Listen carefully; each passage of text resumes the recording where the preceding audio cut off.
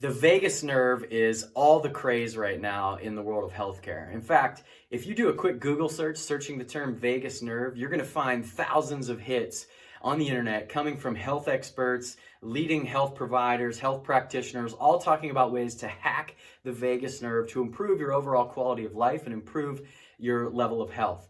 And some of those tips and tricks include things like breathing exercises, stretches, different things like that to stimulate the activity of the vagus nerve. And the reason why this term is becoming more and more popular in the world of healthcare is because so much research has been coming out over the past 5-10 years in terms of how the vagus nerve and the activity, having a healthy active vagus nerve, influences our overall health with things like stomach issues, gut issues, chronic immune issues, inflammatory issues, anxiety, stress, tension, things like that.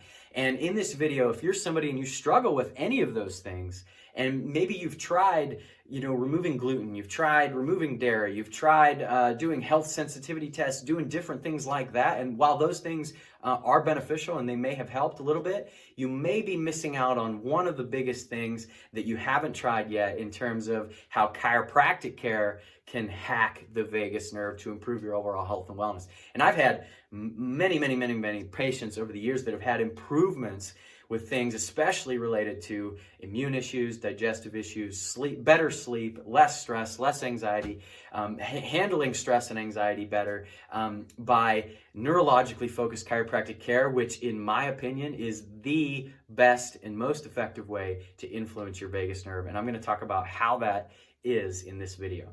So with the vagus nerve is one of our 12 cranial nerves.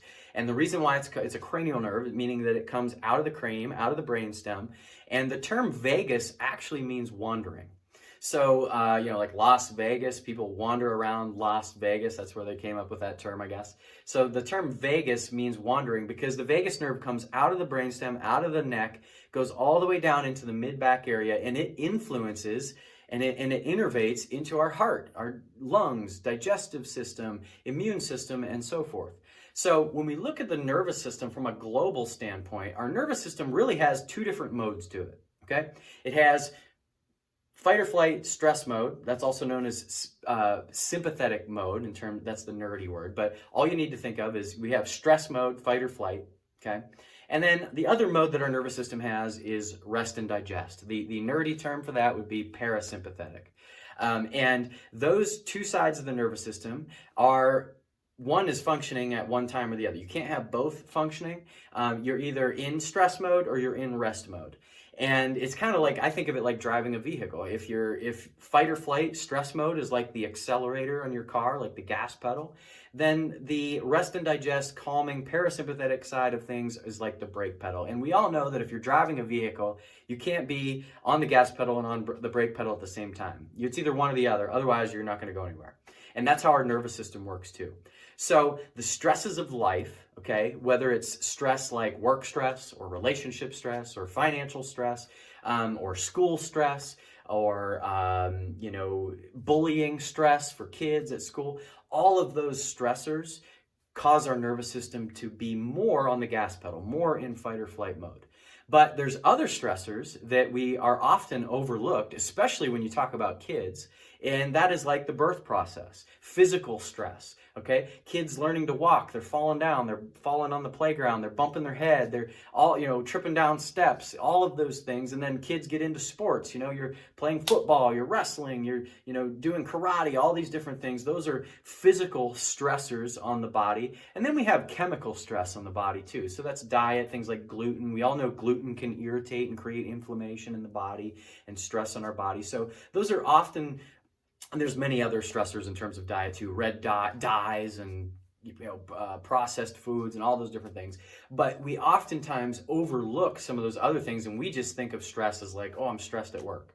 Well, no, there's all kinds of stress, and all of those things combined can cause our nervous system to spend more time on the gas pedal, more time in fight or flight.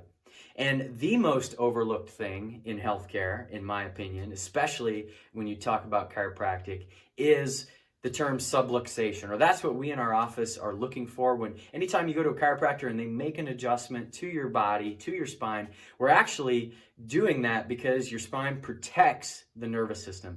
And if you have stress and tension in the spine, in that neural spinal system, then your nervous system is on the gas pedal. You're stuck in fight or flight. So all of those things can push our body into more fight or flight stress dominance. And the vagus nerve is the brake pedal side of the nervous system. So all these people that are giving tips and tricks, stretches, meditation, breathing techniques, those are all influential to the vagus nerve because it helps our body manage stress. Okay? So in our office, we have technology, and you may have some technology on your wrist right now, actually, that measures heart rate variability too. We're in a day of technology where it's really cool. You can measure heart rate variability on your watch. Now, in our office, we have a little bit more of a high-tech, accurate device to measure HRV, but the watches, Apple Watches and Garmin watches and all that measure the same thing too, and it's a good way to measure your overall health and your overall adaptability to stress simply by checking HRV, which a lot of you may not even know what that is until now on your phone, but that is a very good indicator of how your body, how your nervous system is handling stress.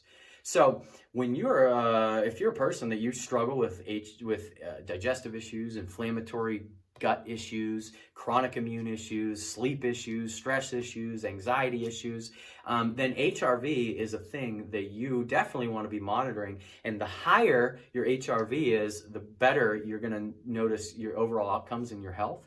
And I think you're going to probably notice better overall outcomes in some of the things in your life too, with health and sleep and stress and anxiety and handling stress and tension as well. So we talked about the vagus nerve. It wanders its way down the nervous system. The vagus nerve is the parasympathetic brake side of the nervous system. We talked about how you can measure it on your phone, but in our office, I want to throw up a picture of what one of these scans in our office looks like from a patient in our office. So this first scan we're going to show here, you're going to see a little green zone in the center. That green zone is optimal. That's where we want to be hovering around, that green zone. That would indicate that your nervous system is very robust. Your nervous system is able to handle a lot of stress. You're not shifted too much into fight or flight. You're not shifted too much into rest and digest. So we want to be hovering around that green zone. In this first scan that you're going to see is of a mom that's crazy fit. She works out a lot. If you look at this mom, you'd think, wow, she must be super healthy. And she is. She's very active. She's got a couple kids. She's running them to practices. She's super, she's working out. She's busy all the time. But she did have some underlying gut issues, some underlying inflammatory bowel gut issues. And if you notice on her scan, that little white box is not in the green zone. It's actually shifted all the way over to the left. So what that indicates is that her nervous system is spending more time in fight or flight stress mode, more time on the gas pedal side of the nervous system. And this is what her scan looked like coming in. So when we correlate things, there's a lot of research that shows that somebody that has a nervous system that's spending more time in fight or flight, much like you see here, it leads to inflammation in the gut. So a lot of people, they go through trying to fix their gut issues with probiotics or dietary changes, and those are all very important. But if your nervous system is stuck in fight or flight, you can change all those dietary issues you want. Your gut inflammation, gut issues are not going to balance out and calm down until your nervous system gets unstuck, gets stuck off the accelerator, and we start pumping the brake pedal or influencing the vagus nerve. That research shows that higher vagal nerve activity actually decreases inflammation in the gut. In one of the research articles that I talk about in some of my workshops that I do. And if you want a copy of that article, please DM us or reach out to us and I can show you that article and that research article. But anyway, so this mom, our goal in our office is not to say, okay, we didn't tell this mom, hey, we're going to adjust you until your gut issues get better. No. Our goal was, hey, we're not here to treat your gut symptoms. We're not here to treat, gut issues.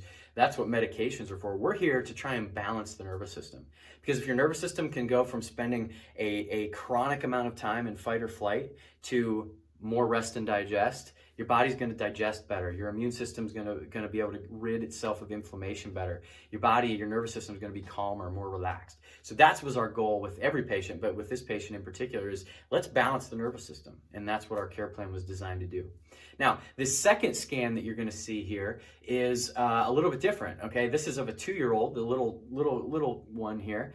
And she was having a lot of issues with her health. You know, ear, nose, throat, like ear infection, sinus issues, you know, gut issues as well, chronic immune issues, trouble sleeping, kind of hyperactivity, that type of stuff.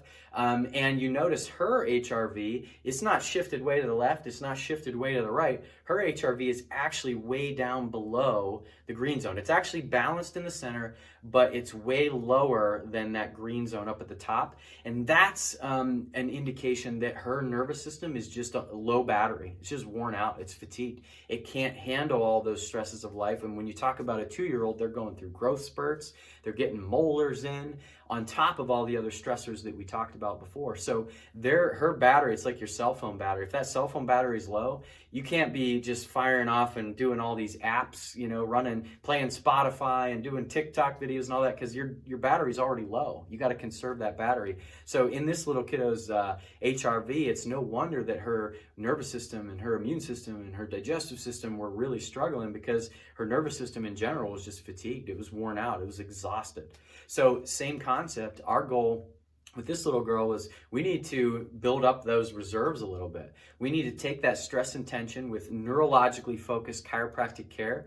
We need to remove that stress and tension from the nervous system. We need to pump the brakes there, influencing with each adjustment, we're influencing the vagus nerve, the parasympathetic side of things.